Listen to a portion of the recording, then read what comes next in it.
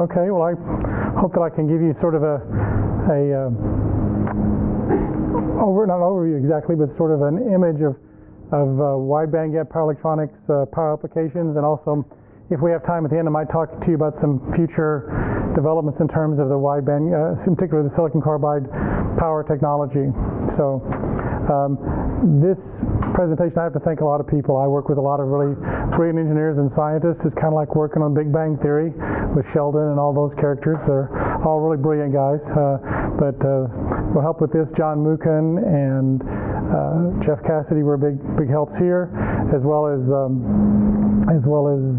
Brett Hull and Se-Young Ryu and Edward Van Brunt, Scott Allen, and of course John Palmer, who's my boss, one of the founders of Cree. We just recently announced that there's an offer on the table, if you will, for Wolfspeed is being spun off, and is being spun off anyway. But as we've been being purchased by Infineon, and that will happen if all the approvals go through in terms of government approvals. That'll happen sometime late this year. But for right now, we're still Wolfspeed in honor of NC State Wolfpack. So. Okay, I always put this up not only for the time we're in politically and culturally and everything like that, but also because power electronics engineers are very conservative people.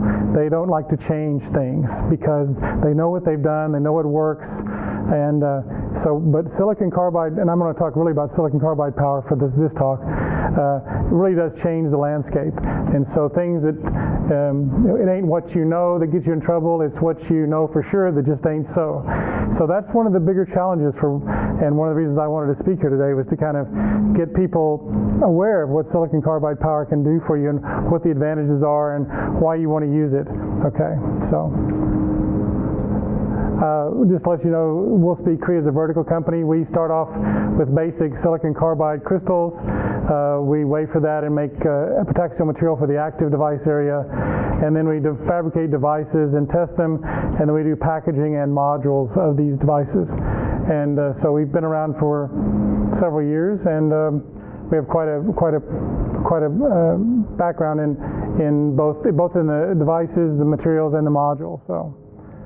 This is an advertisement. This just shows some of our devices. This is the silicon carbide MOSFET. We were the first to release a silicon carbide MOSFET several years ago, and we've had now in our third generation of MOSFETs. And we have everything from 900 volt MOSFETs all the way up to 700 volt MOSFETs commercially released. And there's some, the gray dots are some that are in the offing in different packages, and also as well as bare die. So I'll be talking about some of these as well. As well in the applications. So why silicon carbide power devices? It's kind of hard to see here, but a silicon device in general, like a MOSFET, has a gate control here, the source here, and then there's a drift reason that blocks under reverse blocking, and then your drain is down at the bottom. And what basically happens, because silicon carbide is a 10 times larger critical electric field, in other words, this region here in silicon carbide can support 10 times the field that silicon can, then, whoops, I went too far. Okay, that means that now you can make your devices much thinner with a blocking layer. In addition, what it means is you can also use unipolar devices like MOSFETs, whereas in silicon at certain voltages above several hundred volts up to several kilovolts, you have to use IGBTs, which are bipolar devices, which have lower switching frequency because of the bipolar nature of the charge carriers here. So that one big difference is huge. I tell people God doesn't give you factors of 10 very often, so when you get a chance, you should use it. So what that translates into in the simplest case is lower on resistance. Okay, so the on resistance here is much lower than for this equivalent device here. In silicon, you have a 100 micron drift layer for 1,000 volt blocking, which means that you have about 10 volt accuracy due to process variations. And so you tend to break down not far above the 1,200 volt rating. You break down to slightly above it in silicon because you don't want to make this any thicker than you have to. Okay, but in silicon carbide, because it's so much thinner, those same process variations give you a certain uncertainty or accuracy in your process variations of about 100 volts, and so we overrate the devices. And although it doesn't show up here, typically these are like for a 1200 volt device, this is more on the order of a 1600 volt avalanche voltage, and that also means we have a lower fit rate due to cosmic rays and other factors. So that's another advantage of going with the thinner blocking layer. In addition, they are able to switch much faster. Oh, okay. Well, let's just keep going on and talk about the RDS on. This is a traditional plot of looking at breaking voltages of the breakdown voltage of the device, like a MOSFET or an IGBT, versus the specific on resistance. And you can see that in general, silicon carbide has, you want to be to the right on this chart. And we started off here with our first, in 2011, when we first released our first MOSFET, about 1200 volts. The specific on resistance was around 8 milliohm centimeters squared. And then with Gen 2, which we released in 2013, for both 1200 volts and 1700 volts, you know, we dropped that by about a third to something on the order of, what is that, about 4.5 to 5 milliohm centimeters squared. And then we just most recently released our Gen 3 technology. We reduced it even lower, something on the order of 2.7 milliohm centimeters squared for the 1200 volt and 2.3 milliohm centimeters squared for the 900 volt. So this is really showing that we're continuing to move down this curve, getting closer to this theoretical limit. In addition, we've been moving up in voltage, and if we have a little time at the end, I may talk a little bit about our move to go to medium volt devices from 3.3, 6.5 to 10 kV. So that's really important for things like grid-tied solar or grid control, or perhaps transportation like rail and medium voltage motor drives. So what are the benefits? Well, you can sort of drop it into three areas, and this is like a quality chart, but basically the first thing is you get higher efficiency and higher switching frequency. Now this is beyond the low conduction losses from RDS on. Basically we're able to get usually like reduce the losses by about a half or more in terms of switching, and that's because we're using a unipolar device, a MOSFET, oftentimes competing with a silicon IGBT, which has a long turnoff tail that ultimately, you know, causes higher losses and therefore limits. But when you have that higher efficiency, that means now you can either trade that off. You can decide to go with moderate switching frequencies and higher efficiency, or you can trade off some of that higher switching efficiency and higher efficiency and go to higher switching frequencies. And what that does when you go to higher switching frequencies, all of a sudden all your other components, and we'll talk about this in more detail, but here's an example of inductors. Oops, I always do this. Okay, one more. So this, these are inductors that you'd have in a typical application in silicon operating at 20 kilohertz. By going to higher switching frequency, you can use much smaller magnetic capacitors, and what that translates is reduced weight of the balance of materials. The non-semiconductor part really goes down in cost. Also, you reduce the size and weight. And here's an example, where a silicon solar inverter, 50 kilowatt, drops in size from 173 kilograms using devices, which we demonstrated in 2014. It goes up to 50 kilograms when you build it with just modules, which further reduces, dropped down to 33 kilograms. Now we'll talk about this in a minute, but that's really important because now at 33 to 50 kilograms, it's a single man carried, which means you don't have to have a big crane to link this up on your roof. You can put this guy in an elevator and just have him go up, carry it in his hand. Okay, that's government standards. In addition, you get higher voltage operation. I apologize. Higher voltage operation, we'll talk about that. Anything from 900 volts all the way up to 10 kilovolts, and even higher if we want. In addition, you get higher thermal conductivity, which means you can operate at higher temperatures, so you can simplify the cooling and eliminate a lot of your external balance of materials in cooling. Okay. I won't go through this in detail, but again, you get higher switching frequency. You can change your design and benefit from higher switching frequency, lower loss, reduced cooling limitations, one of the things that's not talked about, but when you go to these higher frequencies of like, say, 100 kilohertz, now you're outside of the audible range. So nobody hates anything more than having that buzz of the power converter operating at 20 kilohertz or even lower frequencies, or 5 kilohertz or something. And that's all very important for a lot of, like, for example, on board a charger on board a bus. No one must be sitting there trying to read your Kindle or whatever, your iPad, and listen to some buzzing sound in the background. And also it gives you a more rugged design, gives you more design space so you can eliminate any failures that silicon devices might have. In fact, I won't talk about this, but our failure rates, our fit rates, are in diodes are about 1/10 that of silicon, the competing silicon products. So our failures in time, and our MOSFETs are about half to a third of the fit rate of silicon. We have less data on the MOSFETs because they haven't been around as long. But we're talking, in the diode case, I think trillions of hours of operation, and certainly many, many millions or tens of millions of hours in the MOSFET case. Okay, but so you can reduce all these other costs like magnetics, cost, reduce the weight, make the design more compact, reduce cooling efforts.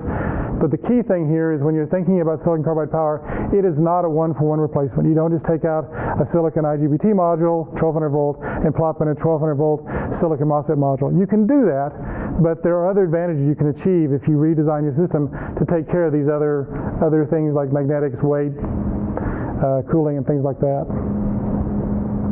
All right. So I apologize. For some reason, it always shows up different. We're using an older version, but this is an example of a 10 kilowatt boost converter. I'll talk about this in a moment, using our Gen 2 1200 volt 6 MOSFET. But this sort of shows it in a graphical form, what goes on here. The outside ring here, in terms of the things you look at, are losses, temperature, weight, cost, and volume.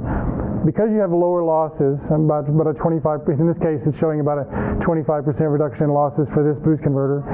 What that means is now you can switch at higher frequencies. Oops, sorry. And this is operating at 100 kilohertz, whereas this is operating, the silicon part is operating at 20 kilohertz.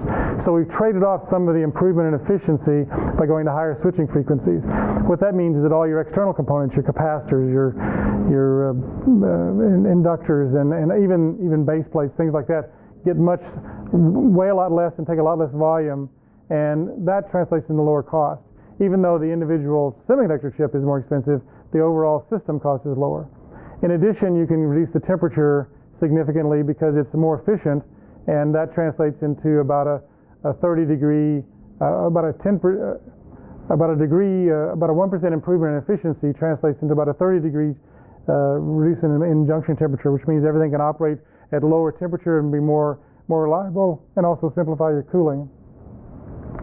I put this up mainly just to show the broad range of things you can do and we've got applications, we've done reference designs and work with customers, everything from 100 watts up to 250 kilowatts, everything from 600 volts up to 1700 volts. That's what's commercially available now. You go to the Wolfspeed website, you can get reference design information, and also information on the devices and modules there. But again, there's photovoltaic applications from string and central inverter, single phase, three phase. We're actually moving quite heavily into electric vehicles and hybrid vehicles, things like chargers for e-buses and powertrain inverter. Also looking at auxiliary power supplies, DC to DC, auxiliary power supplies. For the motor drive, there's a smaller advantage because the motor load is actually, the motor winding limits the DVDT limitation, which limits at your switching frequency, which does give you smaller advantages. But for things like regen drives and active front ends and high frequency motors, most of those advantages are restored. Traction, like trains, things like that, auxiliary power supplies, battery store charger, anything from 2 kilowatts to 150 kilowatts, industrial and then laboratory power supplies. That's actually quite a big growing market for everything from any sort of industrial laboratory power supply where you want to get to high efficiency and also reduce the size, the footprint in your manufacturing operation or your research operation. Telecom servers, LED power supplies, avionics for airplanes. It's a very high reliability device for circuit breaker, and it's also good for high altitude applications. It turns out that silicon carbide power has improved radiation tolerance. There are many reasons for that, and we can talk about that later. But okay. So anyway, so there's a lot of applications, and so sure. Well, you look at all the applications that are here. Your sales people, application engineers go out. And how about each of these has their own sales cycle, design it. Sure. So when someone makes a commitment and says, yeah, this is where I want to go. Yeah. About how long does it take from when they make that decision to when they have changed their system over? Right. Sort of 4 modules. Okay. So it's easy to modify. So if you look at this plot, we'll spend a little time on this. This they call size 1. Okay, the output, it's the stack with an output phase current RMS value. Okay, versus switching frequency. Because of these are implemented with IGBTs, and because of that, the turnoff tail is high, which means your switching losses are high, which means as you increase the switching frequency, your output phase current has to drop because you can't thermally handle the higher temperatures. So for a size 1, it starts off somewhere at very low frequencies, but by the time you get to like 200 amps output current, you're limited to something less than like 8 kilohertz. For an even smaller module, you're limited to something at 200 amps. You're limited to something about 5 kilohertz. If you went and doubled this, oops, sorry. I do this all the time. I mean, you could double the size, and you would get to 200 amps. You could go all the way up to maybe 13 kilohertz operating. Okay, for a 200 amp output. But you compare that with a silicon carbide, a 0.5 size design. So it's a direct comparison of this one with, this is exactly the same, that replacement with the 62 millimeter silicon carbide MOSFET modules. And now, at 200 amps output, you can operate this at 25 kilohertz. Okay, which is higher both in the equivalent size 0.5 stack, but which is down here, but it's higher even than the 4 times bigger, the size 2 stack. So all of this gives you new capability for implementing this, operating at higher switching frequencies. And the theme repeats, it's just higher switching frequencies, lower losses, therefore you can simplify your balance, your system design. Okay, I wasn't sure how much time I was going to have, so I'll take some questions. I have some more stuff to talk if you want to ask about more stuff, but if we have questions, I'll be glad to answer them or try to answer them. Either way, we have about 20 minutes. Okay. Either use it with questions, and very interesting.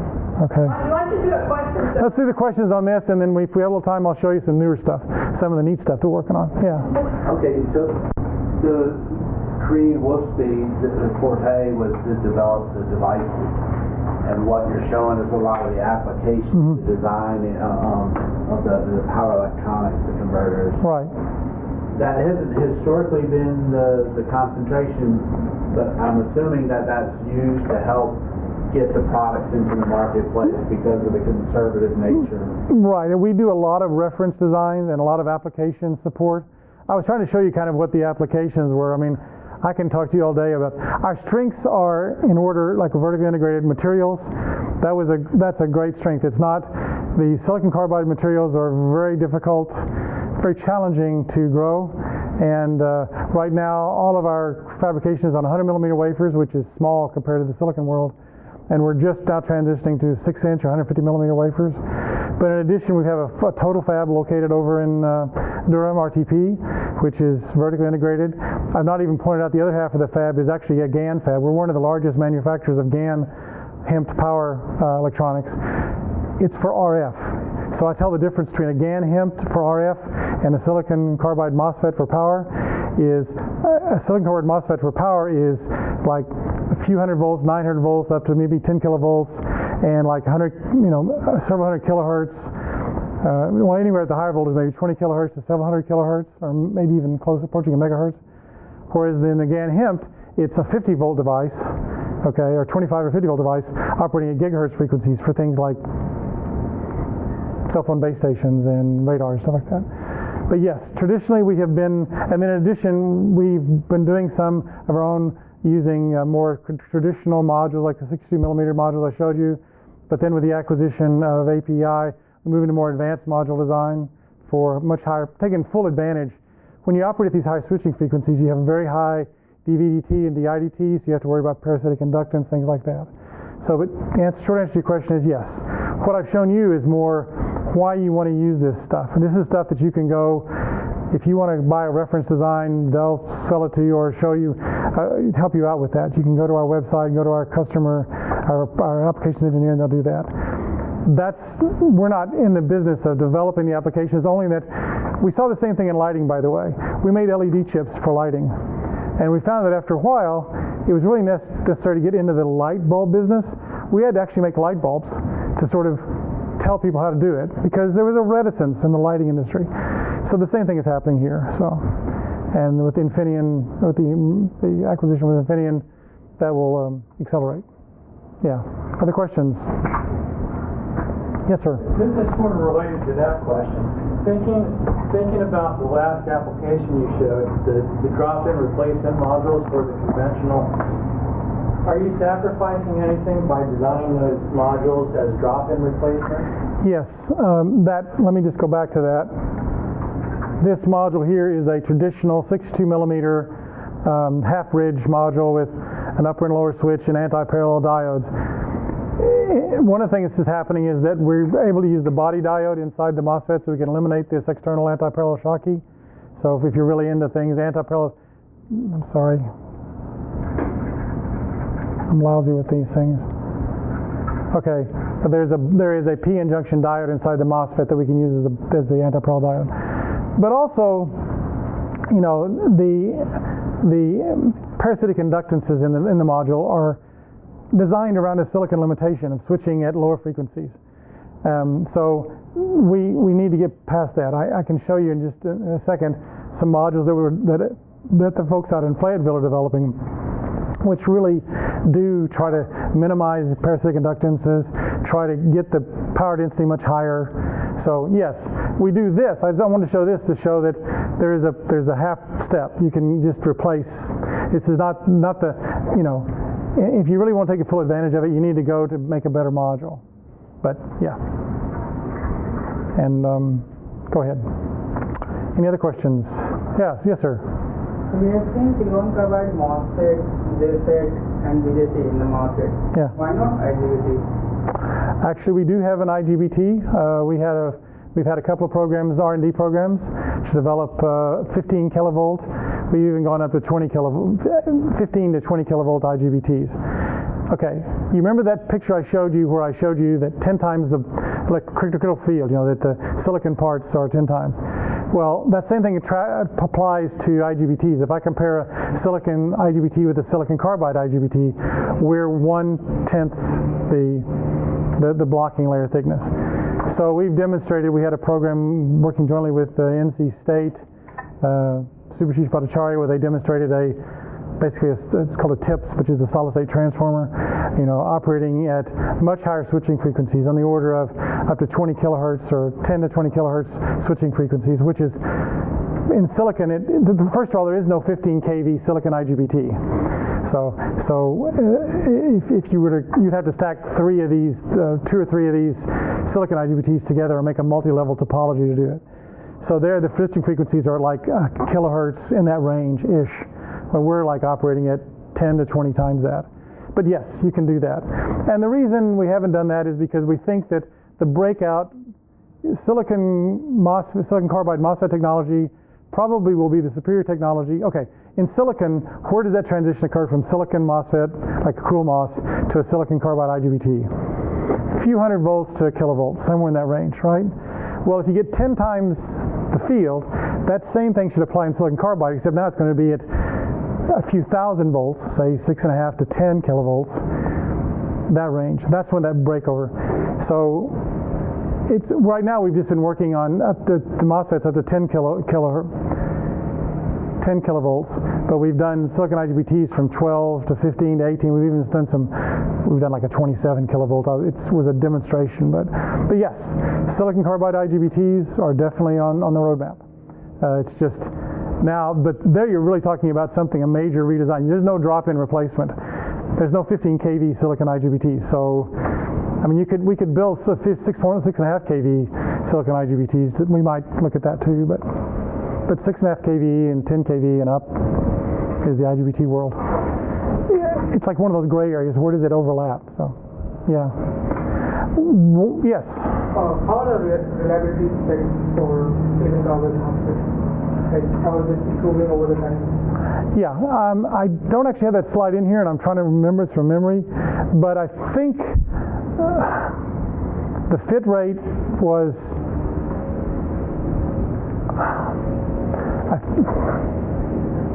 I think the fit rate was like 1 fit, something like that, 1 to 2 fits, something like that, which is well below silicon. And as far as I know, we've not had a field return of any silicon carbide MOSFET so far. Okay, so it's actually more reliable, and the reason for that are twofold. First of all, it's a more robust material. I mean, it's designed to operate at in higher temperatures and higher, but also because we can now operate them at lower temperatures, that increases the reliability. So, yeah, it's really weird because the diodes I know are less than 1 fit rate. I think half or something. Yeah. The major failure in silicon IGBT modules happens in one wire. Yes. When we use silicon carbide devices and when we operate at high temperature, the bond wire will go through more cycling, right? Yeah. And that could be the reason for more failure in silicon carbide devices. Well, is there a way to get around, like eliminating bond wire and so on? Exactly, that's a good point. We have several companies that we're working on like sintered die attach and also topside solder die attach to avoid just that problem. Yes, the bond wires, especially the thermal cycling, is a challenge. But you got to remember that the bond wire and the whole module technology, this module technology, was developed around the limitations of silicon. So that's why our colleagues in Arkansas and hopefully our new colleagues in Infineon, they're very good at working on modules. There's not an intrinsic problem with that. You can go with non-wire bond attached. It's a metallization problem for the most part. How do you get your metallization so that you can do some soldered or sintered die attach or sintered topside contact or something? It's a metallurgy problem. It has nothing to do with the semiconductor. It's just, and so what we need to do is to work with these people on doing, and this is actually being accelerated a lot in the automotive industry. They're very interested in that. So, yeah, I mean, wire bonds. I was at a DARPA conference, Department of Energy Advanced Research Project Agency, in about 2007, I think, 2007, 2008, like that. And there was people standing at the talk saying, "We got to get rid of bond wires. They're the death of us. We'll never have bond. This will never work." Well, the reality is that these modules do work. Okay, but you're right. It's a weaker point. We can address it, but it's not an intrinsic limitation. It's just a matter of metallurgy for the most part. Yeah. Does that answer your question? I'm sorry. It's a good question. I mean, these people were. I mean, I remember people like almost coming to blows over what kind of bond wires and stuff like this. And I had my hand. I raised my hand. I said, "What's a bond wire?" I don't know. Probably explain my. Yes. I have a question. How would you do the fair comparison between silicon device and silicon carbide device? I mean, for example, you design two converters. Silicon carbide converter will have a high efficiency, high frequency, and a shrink volume. Then what is constant? What is not changed? Then you can do a fair comparison. The input and the output don't change. I mean, it's a box. I mean, whenever we're talking to our customers, they want the improved efficiency. They want the increased switching frequency to reduce the size and weight of the balance of materials components. So they do not want to have. I mean, you could do that. I mean, that's sort of what this was supposed to imply. This is pretty much the closest thing you can say. It's this silicon carbide called size 0.5 stack has a switching frequency, let's say at 200 amps, that's many times, several times. What is it? So that's 20, like 25 versus 5. So it's five times the switching frequency. There's a direct comparison. Everything is the same. All the packaging, the module. Only thing that's changed is we've used the same footprint module, just what's inside it has changed. Okay, but that's a really good comparison. That's why I spent so much time on this. Sorry. You can operate at much higher currents than you can using anything in silicon, even if you go to something that's 4 times bigger in silicon. So there's an example. Yes, so that's a good question, though. Our applications folks and our and our customers really want to take full advantage of silicon carbide. I mean, they tend to do things like shrink everything, get more efficiency, simplify the cooling. One of the big factors I know on I think electric vehicle buses is the being able to go to and I'm not sure this is still being implemented now, but the idea is to go to non-air fan cooling, just go to normal airflow cooling. Eliminating that mechanical fan, A, the bus riders don't like the fan, B, it's a mechanical thing, it's going to break. The reliability of this is much better. Of semiconductor stuff is much better. Wow, good. Very good. Any other questions? Yeah. I have a question about the protection.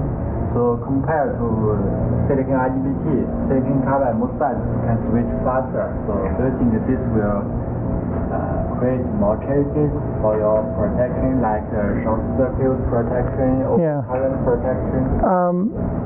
The short circuit protection is something that we're working on. I mean, our Gen 3 products. It is improving. There's a trade-off in short circuit protection versus RDS on, basically. So when you go to higher short circuit, but let me just show you, let me see if I can get to this right quick. Okay, so this is a 10 kilovolt chip that we've been working on. Again, my apologies, the formatting is all weird up, but this is a device that we designed for enhanced short circuit capability, because that's a big issue. Okay, I don't really have the same things but the same thing applies at the lower voltage as well. So we designed this chip. This is a 10 kilovolt, nominally 350 milliohm, like a 15 amp chip roughly. It's a rather large chip, but you can see that there's almost no difference in the current handling capability of this. From RDS on perspective, they're identical, both the short circuit version and the baseline version. And the folks at NIST looked at this device with enhanced short circuit capability, this Gen 10 kV MOSFET. And so what you're seeing is that at the full rated gate voltage of 20 volts, we have 13 microseconds before the device fails, which is plenty of time for any protection circuit to engage in general. If you're willing to operate it at lower voltages like 17 volts or 14 volts in the gate, you can actually go, we're actually able to make them fail as long as we tested them. So this same thing applies at the lower voltages as well. You can design the device for improved short circuit. You're right, because it is a very fast device. You're trading off some of that speed of the device and low on resistance, but in many applications that's important. So yes. How do you get the junction temperature? I think that's a calculated. This was all after NIST. It's a simulation. No, we don't have little thermocouples in there. Okay. When we are switching at very high frequency, like you said, 400 kilohertz, so the power characteristics of diode, does that limit the function of the converter?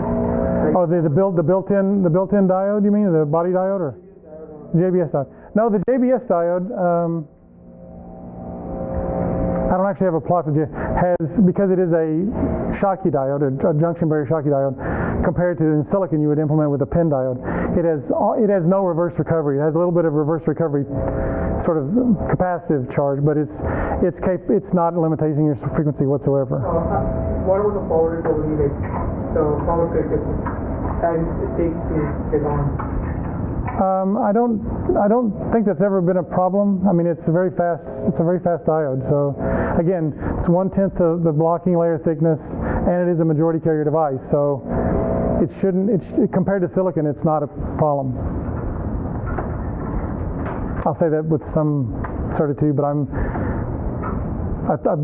never heard that discussed. Okay.